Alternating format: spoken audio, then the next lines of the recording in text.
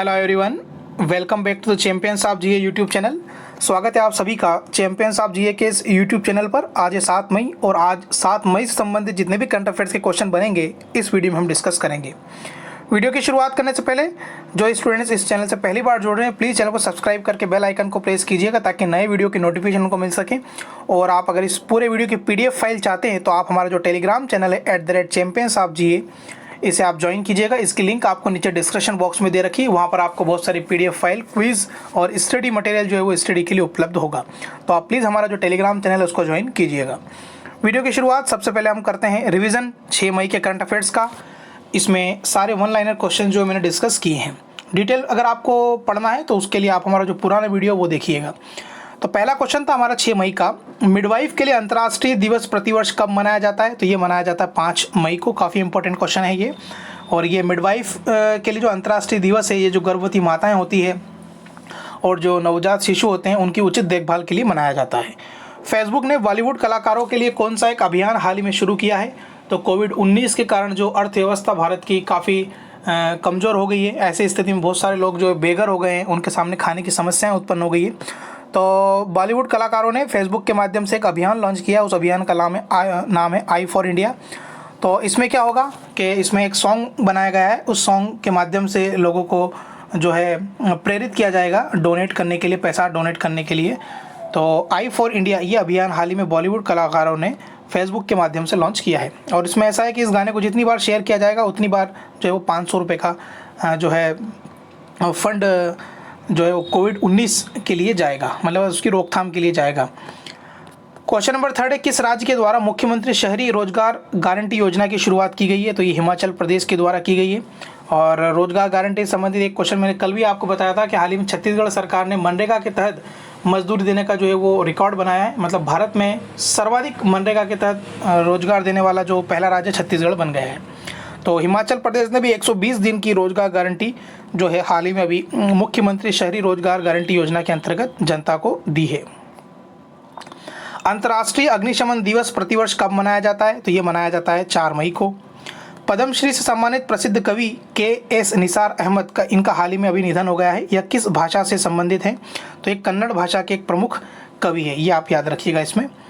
अगला क्वेश्चन है question number 6, किस राज्य के द्वारा राज्य के सभी नागरिकों को मुफ्त इलाज की सुविधा उपलब्ध कराने की घोषणा की गई है? तो ये महाराष्ट्र सरकार ने हाल ही में एक घोषणा की है कि महाराष्ट्र की जितनी भी जनता है उसको मुफ्त इलाज की सुविधा जो है वो उपलब्ध कराई जाएगी। 7वां प्रश्न था, किस बैंक ने हम हार नहीं मानेंगे सॉन्ग हाल ही में जारी किया है? तो ये HDFC बैंक के द्वारा जारी किया गया है। उसमें प्रसून जोशी जो है उन्होंने इस गीत को लिखा है और AR रहमान ने इस गीत का जो है वो म्यूज़िक दिया है, ये आप याद रखिएगा। हम हार नहीं मानेंगे सॉन्ग हाल ही में HDFC बैंक के द्वारा जारी किया गया है। 8वां प्रश्न था, हाल ही में पीटर एबडन ने अपने खेल से संन्यास की घोषणा कर दी है। यह किस खेल से संबंधित है? तो पीटर एबडन जो ये स्नूकर खेलते हैं, तो काफ़ी प्रसिद्ध खिलाड़ी है ये स्नूकर के। तो इन्होंने हाल ही में अपने खेल से संन्यास की घोषणा कर दी है। और मैं आपको बता दूं, सना मीर जो कि पाकिस्तान की एक महिला क्रिकेटर है, उन्होंने भी हाल ही में अपने क्रिकेट करियर से संन्यास की घोषणा की थी। और अब दूसरे खिलाड़ी हो गए पीटर एबडन, लेकिन वो क्रिकेट से संबंधित थी और ये स्नूकर से हैं। फेसबुक के निवेश के बाद किस अमेरिकी कंपनी ने 5,655 करोड़ रुपए में जियो में 1.15% हिस्सेदारी खरीद ली है? तो ये सिल्वर लेक जो कि अमेरिका की एक कंपनी है, इसने जो है रिलायंस जियो, जो इस कंपनी के जो CEO हैं वो है मुकेश अंबानी। तो मुकेश अंबानी की जो कंपनी है जियो, इसमें सिल्वर लेक जो कि एक अमेरिका की कंपनी है, इसने 1.15% हिस्सेदारी भी हाल ही में परचेस की है। 10वां क्वेश्चन है हमारा, गुट निरपेक्ष आंदोलन देशों के राष्ट्र अध्यक्ष की जो वर्चुअल बैठक हाल ही में हुई थी, इसकी अध्यक्षता किसने की थी? और मैं बता दूं आपको कि इसमें भारत की तरफ से जो भारत के प्रधानमंत्री श्री नरेंद्र मोदी उन्होंने हिस्सा लिया है। तो ये अज़रबैजान के जो राष्ट्रपति है इल्हाम अलीवेव, इनकी अध्यक्षता में ये बैठक संपन्न हुई थी। इसको हम नॉन अलाइनमेंट मूवमेंट भी बोलते हैं, जिसको हम बोलते हैं नेम नॉन अलाइनमेंट मूवमेंट, या इसको हिंदी में बोलते हैं गुट निरपेक्ष आंदोलन। तो इसकी जितने भी राष्ट्र अध्यक्ष से सदस्य देश है उनकी वर्चुअल बैठक यानी कि वीडियो कॉन्फ्रेंसिंग के माध्यम से बैठक हुई थी। इसकी अध्यक्षता अज़रबैजान के राष्ट्रपति इल्हाम अलीवेव ने की थी।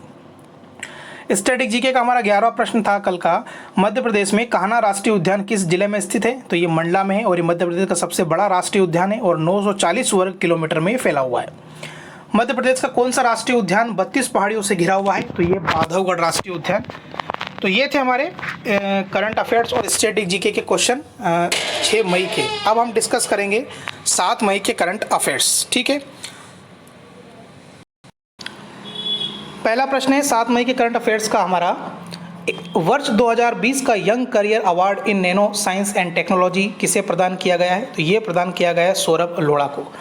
ये आईआईटी बॉम्बे के प्रोफेसर है और इन्हें विज्ञान व प्रौद्योगिकी विभाग, जिसको हम department of science and technology भी बोलते हैं, जिसके मंत्री डॉक्टर हर्षवर्धन हैं, उन्होंने हाल ही में वर्ष 2020 का young career award in nano science and technology प्रदान किया है सौरभ लोढ़ा को। तो ये जो young career award in nano technology and science में दिया जाता है, ये विज्ञान व प्रौद्योगिकी विभाग के द्वारा दिया जाता है, ये आप याद रखिएगा। काफ़ी इंपॉर्टेंट क्वेश्चन है।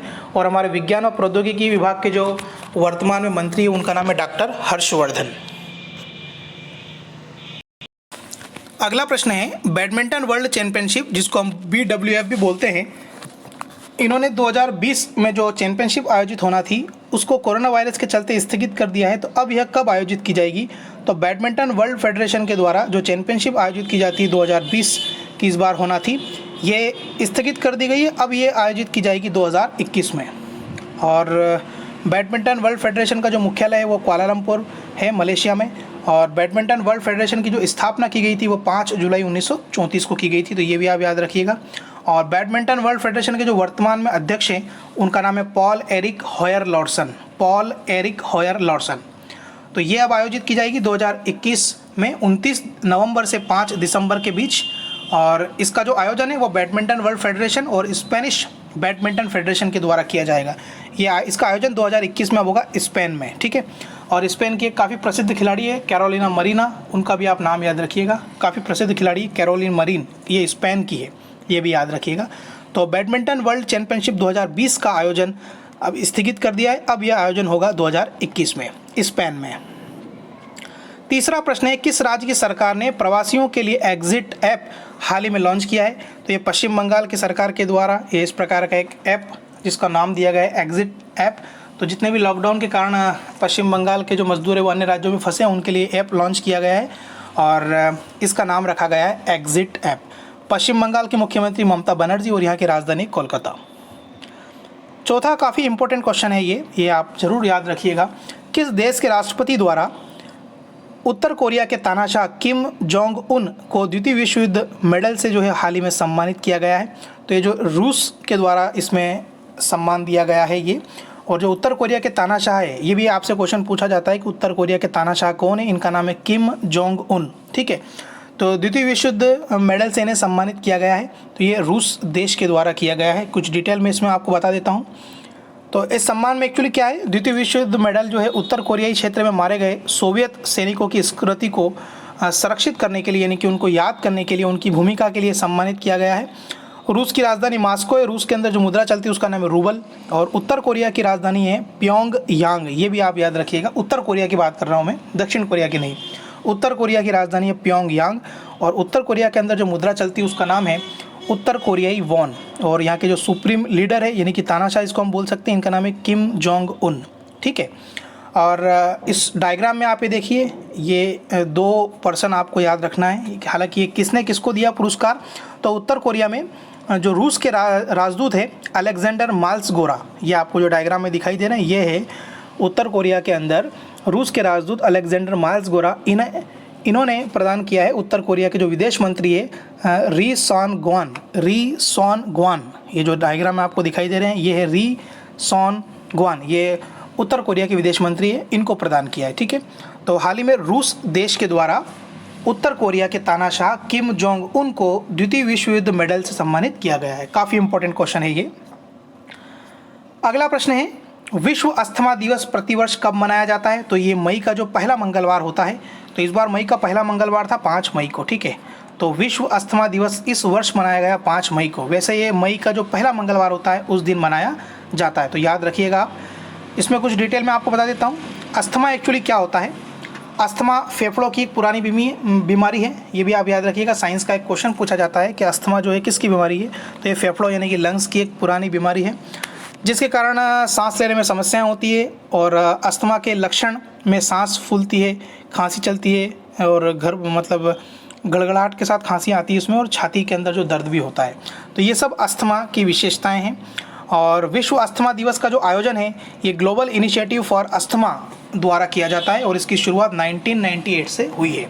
और 2020 का जो इस वर्ष का थीम है अस्थमा दिवस का, वो है इनफ अस्थमा डेथ्स, यानी कि अब अस्थमा से हम किसी की मृत्यु नहीं होने देंगे, ये इस वर्ष की थीम है। तो मई का जो पहला मंगलवार होता है उस दिन विश्व अस्थमा दिवस मनाया जाता है।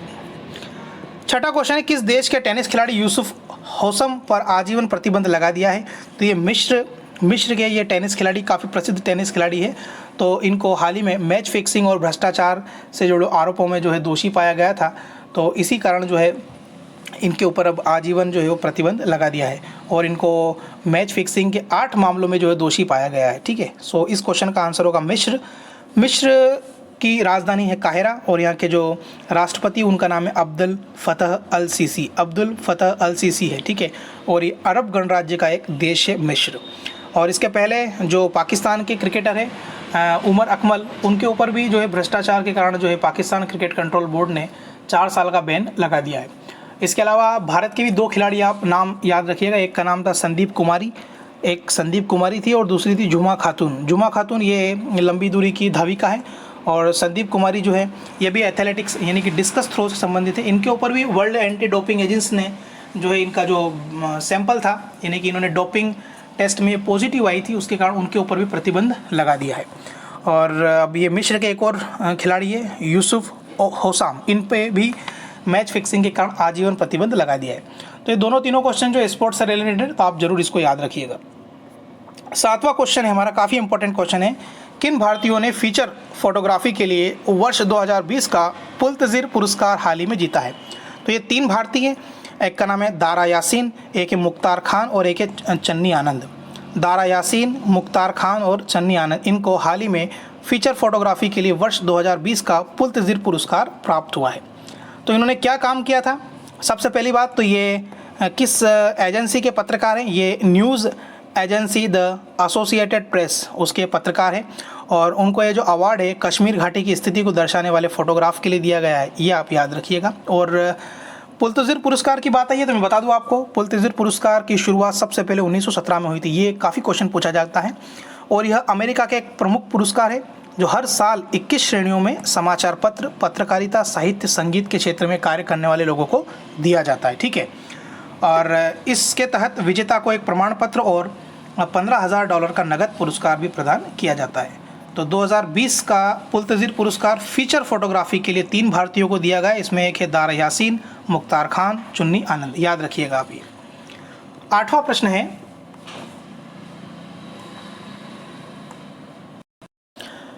किस देश ने अपनी मुद्रा रियाल को बदल करके तोमान रखने का फैसला किया है?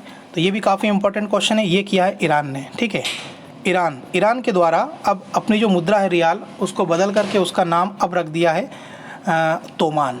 तो इस क्वेश्चन का ऑप्शन नंबर 4 वाला यहाँ पर सही होगा। कुछ डिटेल में आपको बता देता हूँ। अब तक ईरान की मुद्रा रियाल थी जो अब तोमान कर दी गई है और अब 10,000 रियाल के बराबर जो होगा एक तोमान होगा। मतलब अपनी मुद्रा से 4 शून्य इन्होंने हटा दिए हैं और अमेरिकी प्रतिबंध के चलते मुद्रा में बड़ी गिरावट को रोकने के लिए बड़ा फैसला जो है ईरान के द्वारा लिया गया है। दरअसल रियाल की हालत इतनी ख़राब हो गई थी कि $1 की कीमत लगभग 1.5 लाख रियाल तक जो है पहुंच गया था। सो इस क्वेश्चन का आंसर नंबर 4 वाला सही होगा। हाल ही में ईरान ने अपनी मुद्रा रियाल को बदल करके तोमान रखने का फैसला किया है। 9 नंबर का क्वेश्चन है हमारा, फेड कप हार्ट पुरस्कार के लिए नामित होने वाली पहली भारतीय खिलाड़ी कौन बन गई है? तो ये टेनिस खिलाड़ी है भारत की सानिया मिर्ज़ा। इन्हें हाल ही में फेड कप हार्ट पुरस्कार से सम्मानित किया जाएगा। कुछ डिटेल में आपको बता देता हूँ। 30 अप्रैल 2020 को फेड कप हार्ट पुरस्कार के लिए नामित होने वाली ये पहली भारतीय महिला खिलाड़ी बन गई है टेनिस की और ये इसका फेड कप हार्ट पुरस्कार का 11वां सत्र था। सानिया ने हाल ही में 4 साल बाद फेड कप टेनिस टूर्नामेंट में वापसी की थी और सानिया को ओशियाना क्षेत्र से इंडोनेशिया की प्रिस्का मेडेलिन नुग्रोहो के साथ नामित किया गया है। यानी कि इनको मतलब किसी के साथ पे पुरस्कार दिया गया है। तो ये इंडोनेशिया की प्रिस्का मेडेलिन नुग्रोराह के साथ इन्हें ये पुरस्कार प्रदान किया जाएगा। ठीक है, तो याद रखिएगा आप ये। फेड कप हार्ट पुरस्कार से हाल ही में किससे सम्मानित किया गया है? तो ये सम्मानित किया गया है सानिया मिर्ज़ा को। अगला प्रश्न है हमारा, कोरोना वायरस से मौत के मामले में अमेरिका के बाद दूसरे स्थान पर कौन सा देश आ गया है? तो ये आ गया यूनाइटेड किंगडम। पहले जो था अमेरिका था, लेकिन अब रिप्लेस हो गया है और अब स्थान मिल गया है यूनाइटेड किंगडम को। हालांकि कई देशों में काफ़ी मृत्यु जो है कोरोना वायरस के चलते हो गई है, लेकिन अब इसमें धीरे धीरे जो है गिरावट देखने को मिल रही है। तो अमेरिका के बाद दूसरे स्थान पर अब जो है कौन सा देश आ गया है? तो ये आ गया है यूनाइटेड किंगडम मौत के मामले में। स्टडी जीके का हमारा प्रश्न क्रमांक 11 है, मध्य प्रदेश में खेलकूद एवं युवक कल्याण विभाग की स्थापना कब की गई थी? तो ये की गई है 1 अक्टूबर 1975 को। काफ़ी इंपॉर्टेंट क्वेश्चन है, याद रखिएगा। कुछ और भी क्रिकेट क्लब में बता देता हूँ आपको। एक पारसी क्रिकेट क्लब इंदौर, इसकी स्थापना 1890 में हुई थी। मध्य प्रदेश बैडमिंटन एसोसिएशन, इसकी स्थापना 1946 में की गई थी और ये जबलपुर में इसका हेडक्वार्टर है। Madhya Pradesh table tennis association Jabalpur में है, ये 1957 में इसकी स्थापना की गई थी।